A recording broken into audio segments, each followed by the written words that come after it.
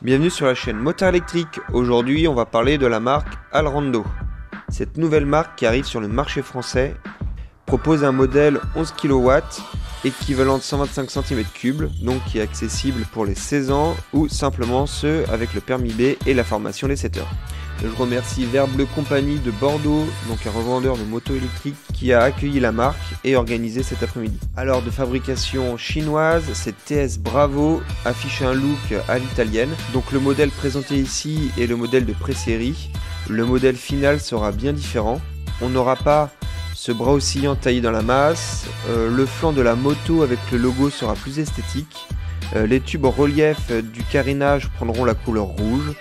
La selle sera bien moins dure, les amortisseurs seront aussi différents et un cache sur la prise type 2 viendra embellir le réservoir avec 3 couleurs qui seront disponibles pour cette moto.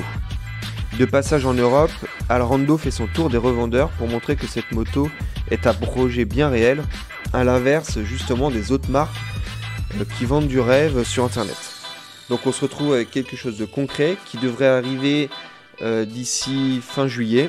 Les précommandes sont déjà possibles. À première vue, cette moto au look de roadster surprend de par son gabarit. On a une moto quand même assez imposante. Elle est assez longue. Elle affiche un poids de 240 kg qui lui donne du coup cette allure de grosse cylindrée. La hauteur de selle est relativement basse avec un guidon haut et large. On a l'impression du coup d'être sur un cruiser. Par contre, les repose-pieds ne sont pourtant pas en avant et on se retrouve du coup avec une position de conduite assez surprenante à mon goût. La béquille mérite plusieurs essais avant d'être sortie et rangée facilement. Mais bon, tout ça, ce sont des choses qui peuvent se modifier sans problème. Pour le frein avant, on se retrouve avec un double étrier et le frein arrière est quant à lui positionné sur le levier gauche. ABS et ESP sont évidemment proposés sur ce modèle. Le frein moteur est quant à lui vraiment léger. Je l'ai vraiment très peu ressenti. Un large écran est monté sur la moto avec un affichage assez moderne. On retrouve l'essentiel dessus. Pas de menu accessible sur l'écran. 3 modes de conduite sont proposés. Eco, Urban et Sport. Et il n'y aura que la vitesse max qui sera modifiable via une application qui n'est pas encore sortie.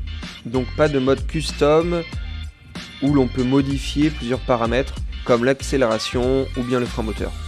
Une marche arrière est proposée sur la moto, ça c'est vraiment un plus et ça devrait être disponible sur la plupart des motos électriques.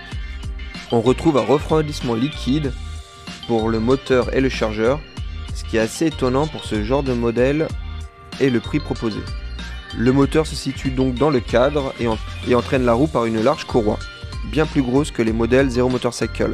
Le contrôleur proposé avec tient la route, il propose des accélérations et reprises dynamiques. Évidemment, ce n'est pas comparable à une 0S, mais cela place la TC Bravo bien au-dessus de tous les autres modèles équivalents 125 cm3.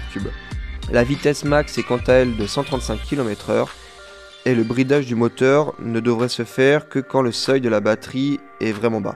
Ce qui est surprenant sur cette moto, c'est les 16,6 kWh de la batterie, dont 14,4 kWh réellement utilisables, ce qui est très confortable pour une autonomie de 400 km en ville à 50 km/h et plus de 240 km avec un mode dynamique.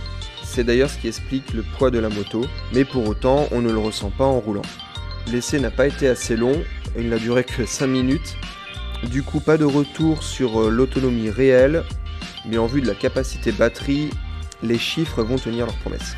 Là où le choix a été très malin, c'est le chargeur embarqué de 3,8 kW, ce qui vous donne une recharge à la maison de 5 heures et sur borne de 3 à 4 heures pour du 0% à 100%.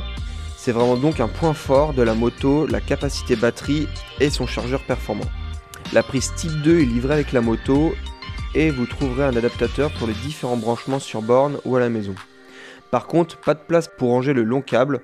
Il va falloir prévoir un sac à dos ou un top case qui sera proposé en option. D'ailleurs, pour les améliorations envisagées, rien n'est prévu pour augmenter la charge ou la capacité de batterie.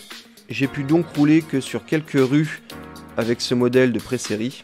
Donc évidemment, il manque des infos comme l'autonomie réelle et les performances au-dessus de 80 km/h. Pas de coup de pied au cul pour l'accélération, mais une prise de vitesse agréable qui sera largement utilisable pour les permis A1.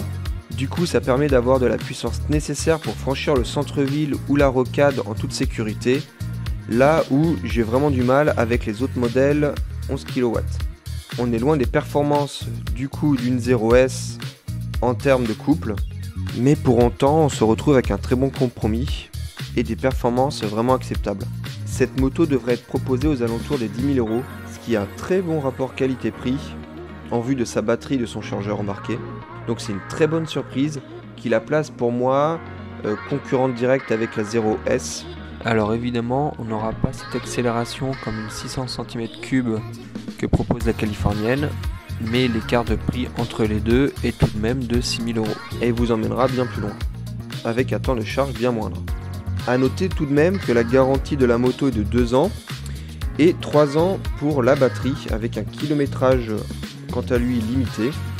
A l'inverse, sur 0, la batterie est garantie 5 ans avec un kilométrage illimité. Pour finir, la moto est une chose, mais il va falloir aussi voir si le SAV tient la route derrière, comme pour l'acheminement des pièces et ses délais, ainsi que les réparations. Ah oui, j'oubliais, un modèle sportif est prévu. Il s'appellera TS Alpha et on peut déjà le voir sur leur site internet. Merci d'avoir suivi la vidéo, n'hésitez pas à liker, partager, vous abonner et laisser un commentaire pour soutenir la chaîne et vous proposer toujours plus d'exclusivité et de contenu autour de la moto électrique.